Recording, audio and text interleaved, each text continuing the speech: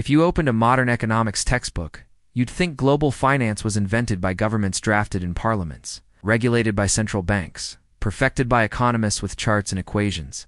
But that's the fairy tale. The real story is older, stranger, more human. Because before institutions existed, before finance was even a concept, the world's money flowed through people. Secret.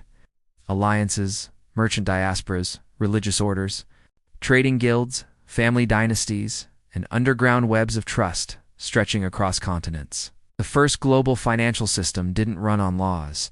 It ran on relationships, on loyalty, and often deep in the shadows. Welcome to the financial undercover, where money, power, and history collide. To understand why these hidden networks existed, imagine a world nothing like ours. No central banks, no stock exchanges, no deposit insurance, not even reliable currency.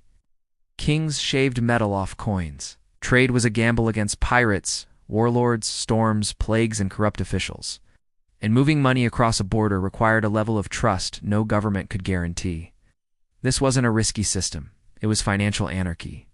And in that chaos, identity, not law, became the foundation of global commerce. If you belonged to a community with shared rituals, letters, and obligations, your wealth could travel safely for thousands of miles. If you didn't, you were alone. That's why the earliest financial systems weren't built by countries. They were built by communities. One of the most remarkable was the Jewish merchant diaspora.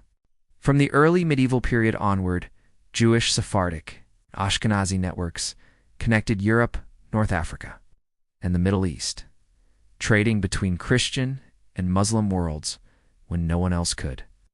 They wrote letters in Hebrew, Arabic, Spanish, and Latin, passing trust from cousin to cousin across continents. They created the first reliable international credit system because loyalty was stronger than local law. Across the Mediterranean, Venetians and Genoese built their own financial engines, inventing maritime insurance, early joint ventures, and long-distance credit. They ran intelligence networks based on shipping logs and diplomatic reports.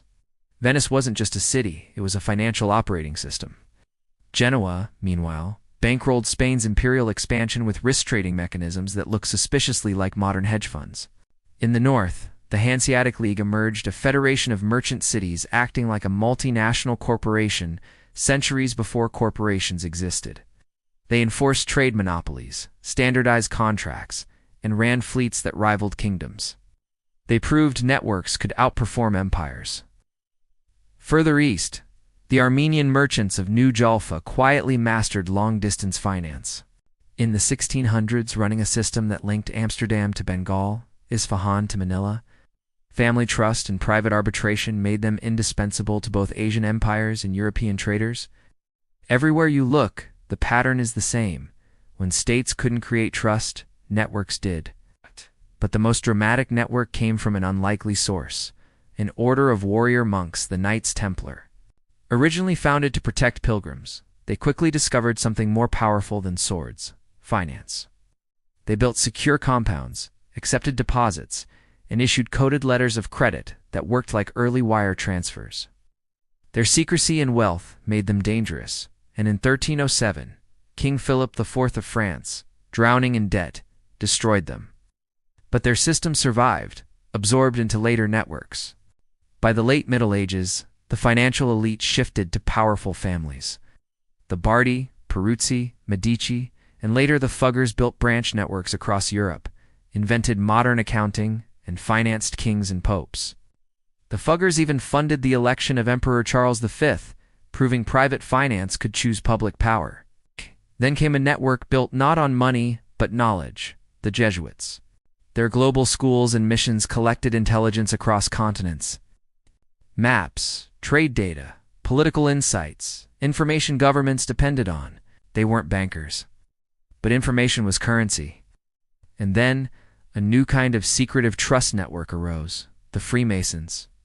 Their lodges connected merchants, scientists, industrialists, and early central bankers, offering a private environment where elites could cooperate across borders long before email or telegraphs existed.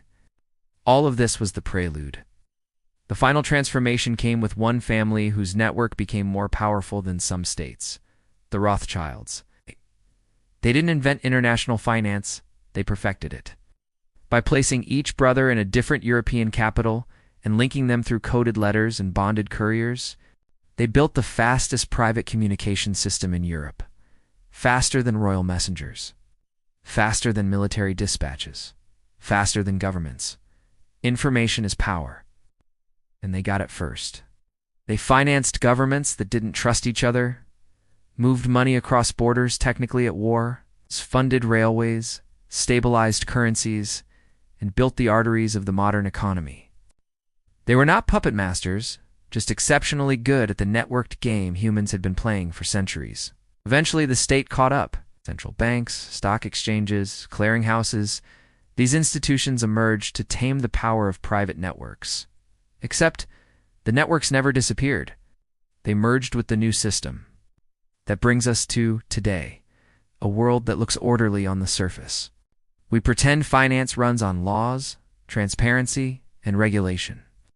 But behind the polished facade, the old machinery still hums. Shadow banking resembles Venetian off-books lending. Eurodollars function like Sephardic credit webs. Sephardic finance echoes Templar secrecy. Private equity circles and elite forums act like modern Masonic lodges. Global intelligence networks function like Jesuit information hubs. Different architecture. Same logic. And in every crisis 2008, the Eurozone bailout, it's the rise of offshore wealth, the system that actually saves the day is not the law. It's the network. The private negotiations, the quiet calls, the trusted relationships.